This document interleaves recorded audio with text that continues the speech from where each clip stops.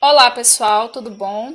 Agora a gente vai tratar de um estudo de um conteúdo muito legal, muito simples, mas que bota a gente para pensar, que é a análise combinatória, tá bom?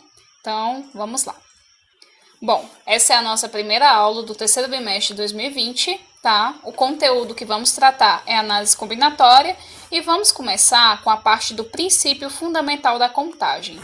Primeiramente, vamos entender o que é análise combinatória, que é simplesmente empregar métodos de contagem para contar elementos de um conjunto finito e que apresentem regularidades, tá bom?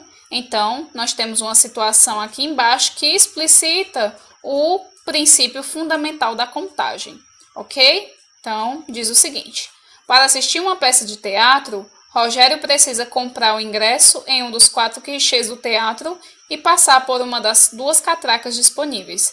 Então, há 2 escolhas a serem feitas. Primeiro, ele escolhe o guichê, tendo 4 opções, e depois escolhe a catraca, tendo 2 opções.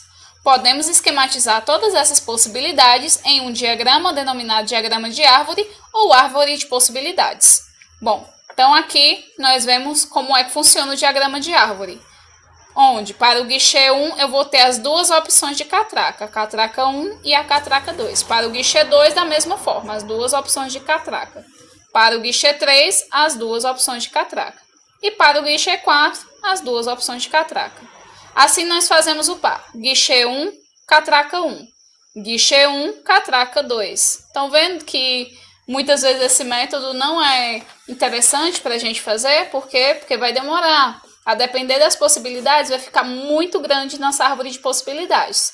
Uma outra opção que podemos empregar é organizar em uma tabela que a gente chama de tabela de dupla entrada, que também, ao depender das possibilidades, vai ficar enorme, tá, gente? Aqui eu posso pegar e combinar o guichê 1 e a catraca 1, tá? O guichê 1 e a catraca 2, da mesma forma que na árvore de possibilidades.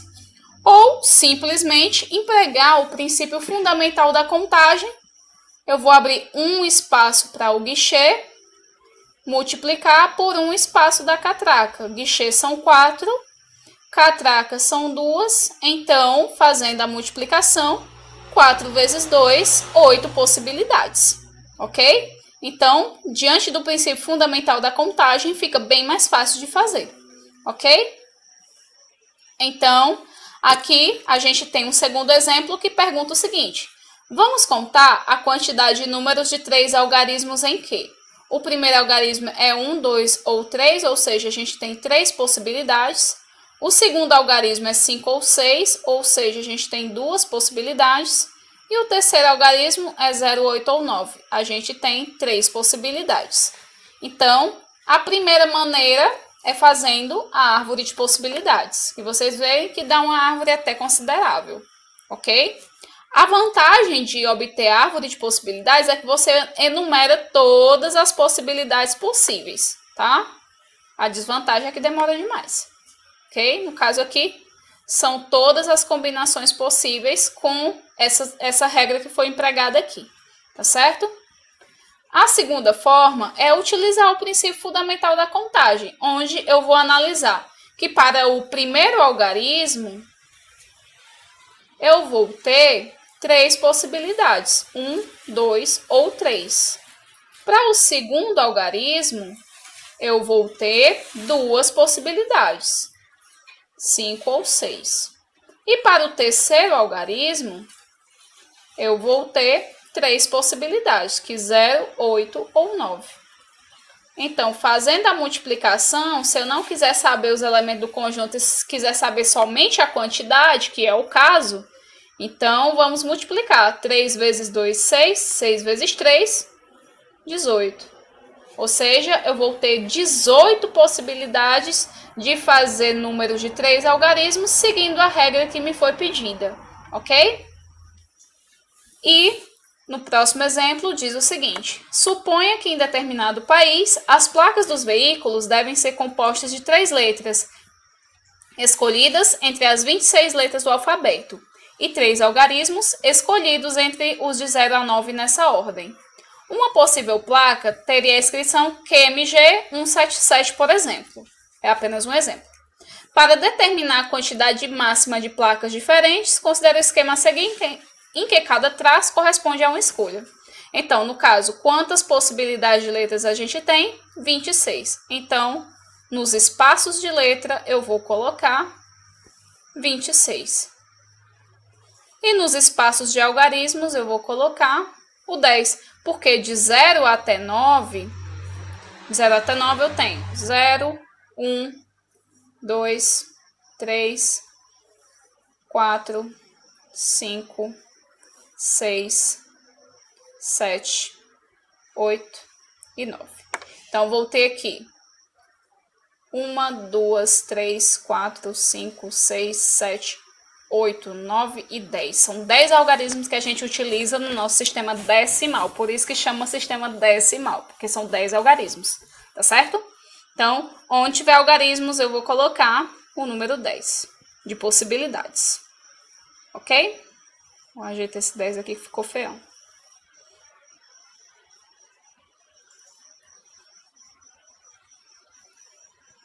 Pronto. Então, eu vou colocar aqui as nossas 10 possibilidades. Ok? Então, geralmente, esse tipo de questão nem sempre a gente resolve. Eu vou fazer aqui a redução à potência, que é muito comum de aparecer. No caso, como é que se reduz a potência? Quem é que eu estou multiplicando? O 26. Quantas vezes? 3. Nesse caso aqui, quem é que eu estou multiplicando? O 10. Quantas vezes? 3. Então, embaixo fica o número que eu estou multiplicando, em cima, como expoente, fica a quantidade de vezes que esse número está sendo multiplicado, ok?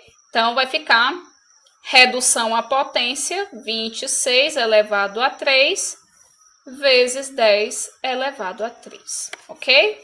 E se for para fazer a resolução, a gente vai ter aqui embaixo, 26 vezes 26 vezes 26, 10 vezes 10 vezes 10, que vai ter como resultado 17.576.000, ok? Então, nem sempre as questões vão pedir para que você resolva. Às vezes, só vão pedir para que você faça a redução à potência, ok? Então, nesses exemplos, cada escolha é independente das demais. Como assim? Eu posso repetir as letras. Eu poderia muito bem ter feito uma placa Q, 3. Não tem problema nenhum em repetir as letras, certo? Então, nesse caso aqui, eu não preciso me preocupar se há repetição ou não. No problema das placas dos veículos, por exemplo, tanto faz escolher primeiro uma letra ou um algarismo. Porém, nem sempre acontece, como você pode observar nos exemplos a seguir. No caso dessa questão aqui, deseja-se pintar 5 faixas retangulares em um muro, dispostas como mostra a figura. Então, a cor da faixa deve ser escolhida entre verde, amarelo e azul, sendo 2 faixas vizinhas quaisquer com cores diferentes. Observe-se isso. 2 faixas vizinhas têm que ter cores diferentes, ok? Ao pintá-las ordenadamente, de cima para baixo, temos as seguintes escolhas. Bom, no caso aqui, nós temos 3 cores, vermelho, azul e amarelo. Suponha que a gente pinte a primeira de verde, ok? Posso pintar de azul e posso pintar de amarelo também. Então, nessa primeira temos 3 possibilidades. Mas se eu pintar de verde, eu não posso pintar de verde na de baixo. Posso pintar de azul ou de amarelo. Então, nessa de baixo, eu vou ter 2 possibilidades. Suponhamos que aqui eu pintei de azul. Então, não posso utilizar azul nessa terceira faixa. Só posso utilizar verde e amarelo. Então, eu vou ter 2 possibilidades. Suponha que aqui eu pintei de verde. Já não posso pintar mais de verde. Eu tenho azul ou amarelo. Então, aqui 2 possibilidades. Como eu pintei aqui de azul, eu posso ter verde e amarelo para essa última faixa. Então, por último, eu também vou ter 2 possibilidades. Então, fazendo a multiplicação de todas essas possibilidades, 3 vezes 2, 6, 6 vezes 2, 12, vezes 2, 24, vezes 2, 48 possibilidades. Então, a análise combinatória trata disso, ok?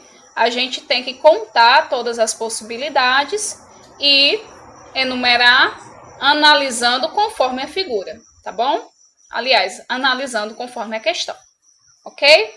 Então, a nossa próxima questão diz o seguinte: vamos determinar a quantidade de números de 3 algarismos distintos. O que significa isso?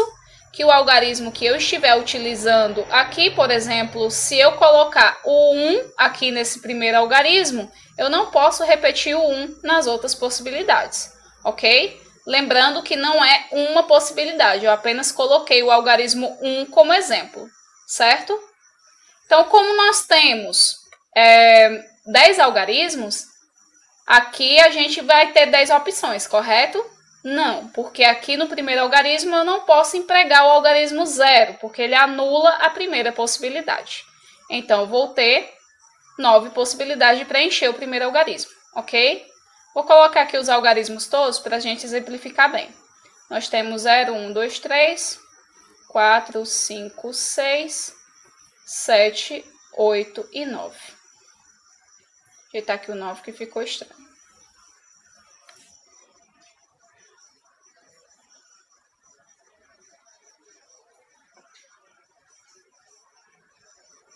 Bom, então, por exemplo, eu vou escrever o número 23. Eu posso colocar o 0 antes. Vai deixar de ser 23 se eu tirar esse 0? Não vai. Se eu tirar o 0, ao invés de ter 3 algarismos, eu vou ter 2 algarismos. Então, não posso colocar o 0 como primeira opção se eu quiser 3 algarismos no número, ok?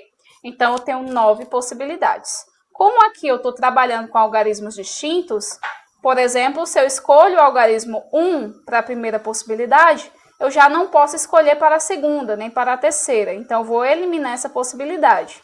Então, eu vou ter 9 algarismos. E o 0? O 0 ele vai continuar, não tem problema nenhum. Só no primeiro que ele vai dar problema. Então, aqui eu também vou ter 9 opções, ok? E agora eu vou colocar, por exemplo, vou escolher o algarismo 2. Se eu escolho para essa opção o algarismo 2, não tenho mais a opção do algarismo 2. Quantas opções eu vou ter para a próxima possibilidade? Eu vou ter 8 opções. Então, fazendo a multiplicação, 9 vezes 9, 81. 81 vezes 8, nós vamos ter 648 opções de escolha, ok? Então, uma vez que eu entendo a análise combinatória, é um conteúdo bastante simples, mas é como eu disse, eu tenho que entender o que eu estou fazendo na questão, ok? Obrigada, gente, por assistir essa aula e tenham bons estudos.